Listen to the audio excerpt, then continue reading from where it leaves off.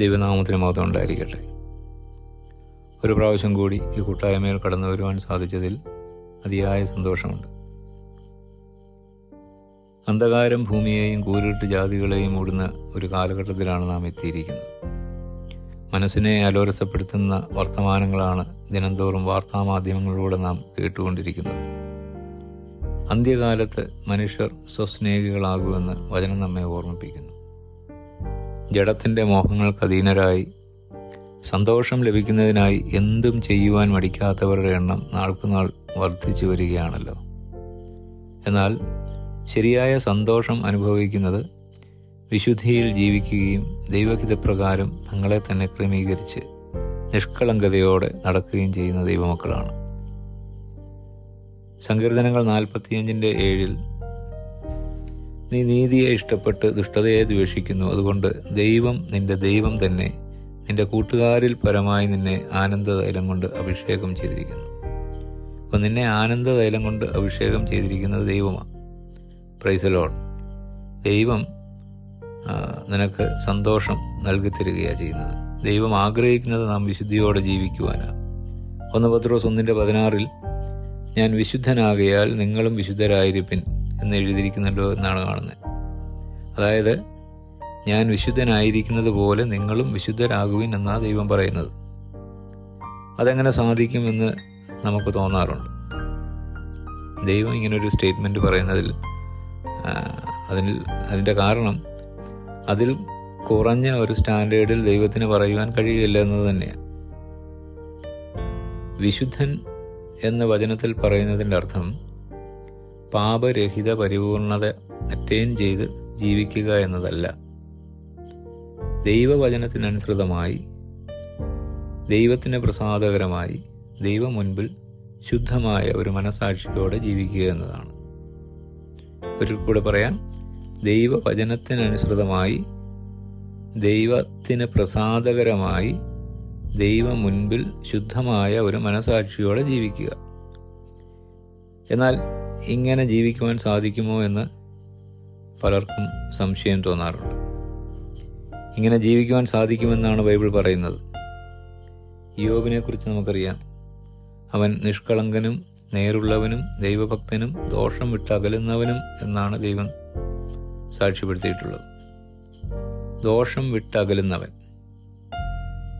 ദോഷം ഇല്ലാത്തവൻ അല്ലെങ്കിൽ പാപമില്ലാത്തവൻ എന്നല്ല, ദോഷം വിട്ടകലുന്നവൻ. കുറ്റമറ്റവർ ആയിരിക്കണം, പാപരഹിതരായിരിക്കണം എന്നല്ല. ദോഷം വിട്ടകലുന്നവൻ അഥവാ പാപം വിട്ടകലുന്നവൻ എന്നാണ് ഇവിടെ പറയുന്നത്. അപ്പോൾ വിശുദ്ധൻ എന്ന പദം കൊണ്ട് ഉദ്ദേശിക്കുന്നത് പാപം വിട്ടകലുന്നവൻ എന്നാണ്. പാപമില്ലാത്തവനായി ഈ ലോകത്തിൽ ജീവിച്ചത് ഒരാൾ മാത്രമേ ഉള്ളൂ, അത് നമ്മുടെ കർത്താവായ യേശു ക്രിസ്തുവാണ്. അതുകൊണ്ട് ദോഷം വിട്ടകലുന്ന ആ ഒരു അവസ്ഥ, അതിനെയാണ് വിശുദ്ധ ജീവിതം എന്ന് ബൈബിൾ ഉദ്ദേശിക്കുന്നത്. ജയകരമായ ഒരു ക്രിസ്തീയ ജീവിതം നമുക്കെങ്ങനെ നയിക്കുവാനായിട്ട് സാധിക്കും? വിജയകരമായ ക്രിസ്തീയ ജീവിതം എന്നതിനർത്ഥം ഒരു പരാജയവും വരാതെ അല്ലെങ്കിൽ ഒരു പരാജയവും വരാത്ത ജീവിതം എന്നല്ല. പരാജയങ്ങളെ തിരിച്ചറിഞ്ഞ് അവയെ ഉടനടി ഏറ്റുപറഞ്ഞ് ഉപേക്ഷിച്ച് നമ്മെ തന്നെ വിശുദ്ധിയിൽ സൂക്ഷിച്ചുകൊണ്ട് മുൻപോട്ട് പോകുന്ന ഒരു ജീവിതമാണ് വിജയകരമായ ക്രിസ്തീയ ജീവിതം. അതായത് പാപത്തെ സ്നേഹിക്കാതെ പാപത്തെ വെറുക്കുന്ന ഒരു മനോഭാവം. ഞാൻ അല്പം കൂടെ വ്യക്തമാക്കാം. അശുദ്ധമായത് എന്തെങ്കിലും നമ്മുടെ ചിന്തയിലോ നോട്ടത്തിലോ മനോഭാവത്തിലോ വാക്കിലോ ഇടപാടുകളിലോ വന്നുപോയി എന്ന് ബോധ്യപ്പെട്ടാൽ സത്യസന്ധമായി അത് ദൈവസന്നിധിയിൽ ഏറ്റുപറഞ്ഞ് മുൻപോട്ട് പോകണം. അശുദ്ധമായ കാര്യങ്ങളിൽ നമുക്ക് സന്തോഷിക്കുവാൻ കഴിയരുത്. അശുദ്ധിയെ വിട്ടൊഴിഞ്ഞു പോകണം. ഇയ്യോബും യോസഫും ദാനിയേലും മറ്റും ദോഷം വിട്ടൊഴിഞ്ഞുവെന്ന് വചനത്തിൽ നാം കാണുന്നു. മനസ്സിലാണ് ആദ്യം അശുദ്ധി കടന്നു വരുന്നത്, അതിനുശേഷം വാക്കിൽ, പിന്നീട് പ്രവൃത്തിയിൽ. ആയതിനാൽ മനസ്സിൽ അശുദ്ധി കടക്കാതിരിക്കുന്നതിലാണ് നാം ശ്രദ്ധിക്കേണ്ടത്. 2 കൊരിന്ത്യർ 10:5 പറയുന്നത്, അവയാൽ ഞങ്ങൾ സങ്കല്പങ്ങളും ദൈവത്തിൻ്റെ പരിജ്ഞാനത്തിന് വിരോധമായി പൊങ്ങുന്ന എല്ലാ ഉയർച്ചയും ഇടിച്ചു കളഞ്ഞു ഏത് വിചാരത്തെയും ക്രിസ്തുവിനോടുള്ള അനുസരണത്തിനായിട്ട് പിടിച്ചടക്കി. എനിക്ക് ഏത് വിചാരത്തെയും ക്രിസ്തുവിനോടുള്ള അനുസരണത്തിനായിട്ട് പിടിച്ചടക്കി. അപ്പോൾ ദൈവത്തെ അനുസരിക്കുന്നതിനായി ദോഷത്തെ വിട്ടൊഴിയണം. ദോഷത്തെ വിട്ടൊഴിയുന്നത് നമ്മൾ ദൈവത്തെ അനുസരിക്കുക. തെറ്റായ ചിന്തകൾ,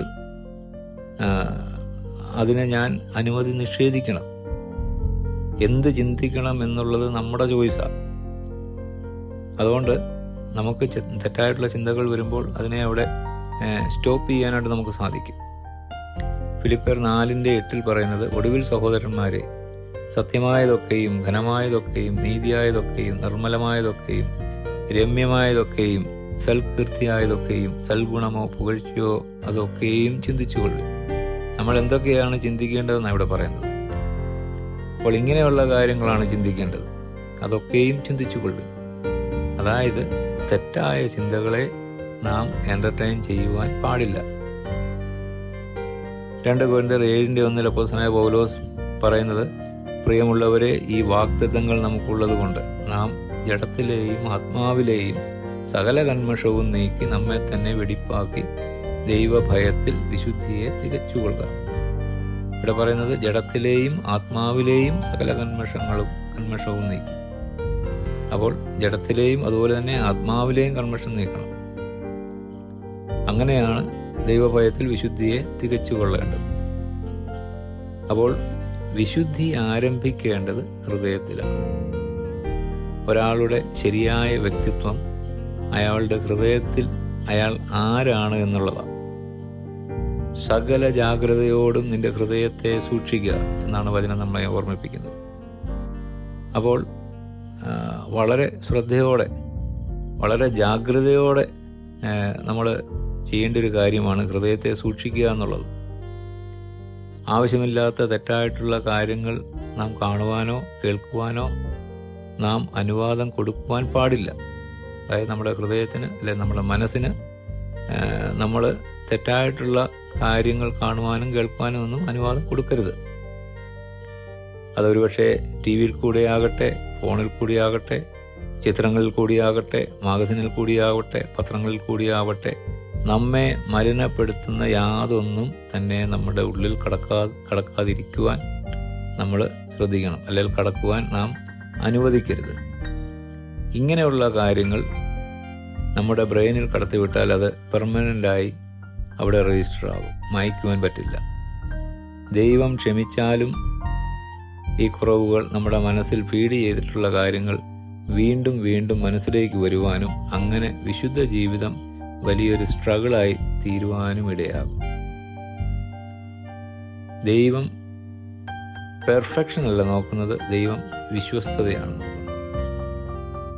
എങ്ങനെയാണിത് സാധിക്കുന്നത്? ഗലാത്യർ 5:16 ആത്മാവിനെയും അനുസരിച്ച് നടപ്പിൻ, എന്നാൽ നിങ്ങൾ ജഡത്തിൻ്റെ മോഹം നിവർത്തിക്കുകയില്ല എന്ന് ഞാൻ പറയും. അപ്പോൾ ആത്മാവിനെ അനുസരിച്ച് നടക്കുക എന്നുള്ളതാണ് ഇതിൻ്റെ ഒരു സൊല്യൂഷൻ. നമ്മുടെ ജീവിതത്തിൽ അനേകം തിരഞ്ഞെടുപ്പുകൾ ഉണ്ടാകാറുണ്ട്. ഈ തിരഞ്ഞെടുപ്പുകൾ നമ്മുടെ ജീവിതത്തെ ഒന്നുകിൽ സന്തോഷകരമാക്കും, ഇല്ലെങ്കിൽ നിരാശാജനകമാക്കും. നമ്മുടെ എല്ലാ തിരഞ്ഞെടുപ്പുകളും വളരെ ശ്രദ്ധയോടെ ആയിരിക്കണം നാം ചെയ്യേണ്ടത്. എല്ലാ തിരഞ്ഞെടുപ്പുകളിലും 2 കാര്യങ്ങളുണ്ട്. 1 നമ്മുടെ ഇഷ്ടം, 2 ദൈവത്തിൻ്റെ ഇഷ്ടം.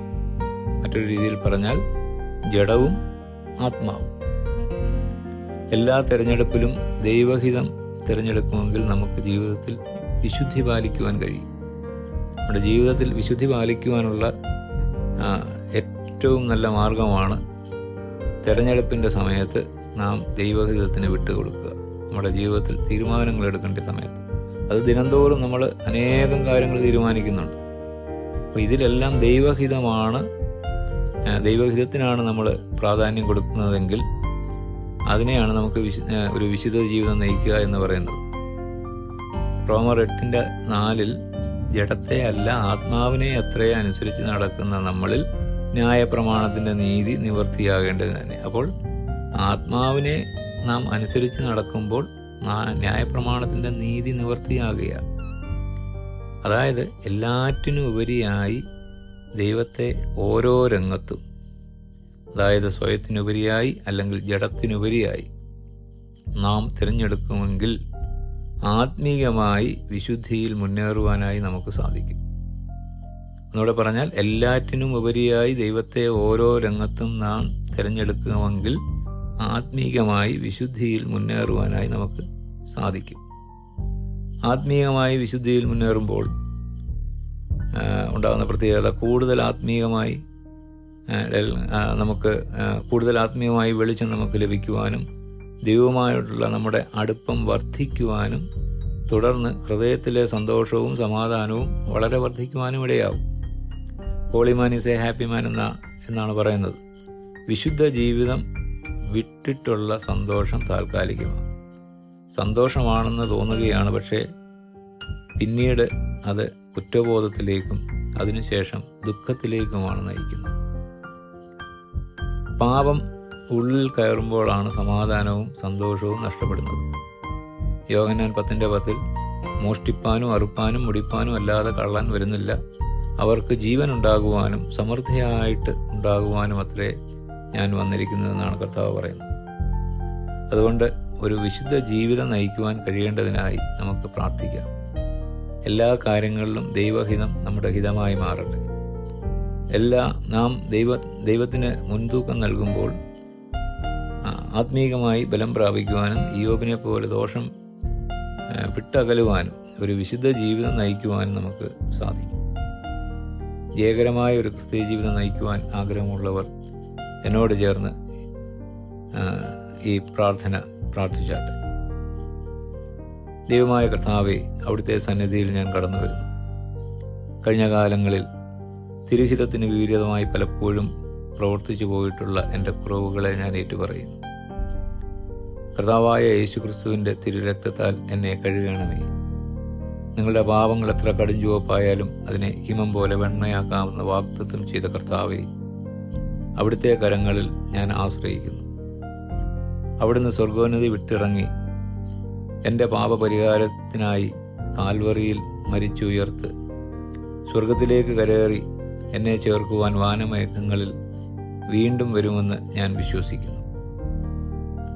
ഈ ലോകത്തിൽ ഞാനായിരിക്കുമ്പോൾ ഒരു വിശുദ്ധ ജീവിതം നയിക്കുവാൻ എന്നെ സഹായിക്കേണ്ടതിനായി ഞാൻ പ്രാർത്ഥിക്കുന്നു. അതിനായി അവിടുത്തെ ആത്മാവിൻ്റെ ശക്തി എന്നിൽ ചൊരിയണമേ. അവിടുത്തെ വചനം പ്രമാണിക്കുന്നതും കൽപ്പനകളും ചട്ടങ്ങളും അനുസരിക്കുന്നതും എൻ്റെ ഹൃദയവാഞ്ചയായി മാറ്റണമേ. പിതാവാം ദൈവമേ, തിരുഹിതത്തിനനുസരിച്ച് ജീവിക്കുവാൻ അവിടുത്തെ ഹിതം എൻ്റെ ഹിതമായി മാറുവാൻ ഇടയാക്കണമേ. യേശുക്രിസ്തുവിൻ്റെ നാമത്തിൽ ചോദിക്കുന്നത് ദൈവത്തോട് കേൾക്കുമാറാകണമേ. ആമേൻ. അവസരം തന്നതിനുള്ള നന്ദിയെ അറിയിക്കുന്നു. ദൈവം നമ്മെ ധാരാളമായി അനുഗ്രഹിക്കട്ടെ.